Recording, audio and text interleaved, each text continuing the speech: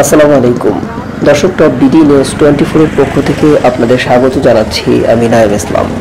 দর্শক, এই মুহূর্তে আমি রয়েছি সিলেটের সুনামগঞ্জের ছাতক থানার জাউয়া বাজার সংলগ্ন ব্রিজের উপরে।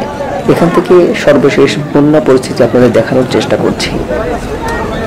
দর্শক, আপনারা দেখতে পাচ্ছেন যে টিনের কিছু ঘর, এগুলো মূলত দোকানপাট ছিল। সব দোকানপাটগুলো পানির নিচে তলিয়ে গেছে। এটা বাজার সংলগ্ন একটি ব্রিজের উপরে দাঁড়িয়ে আমি কথা বলছি।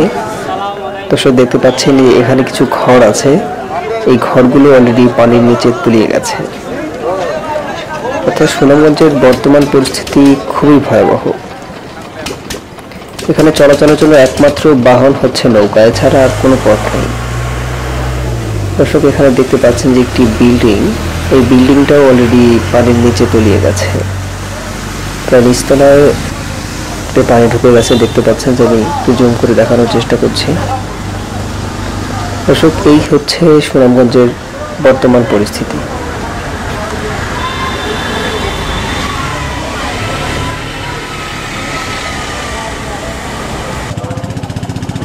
দেখা যাচ্ছে এটা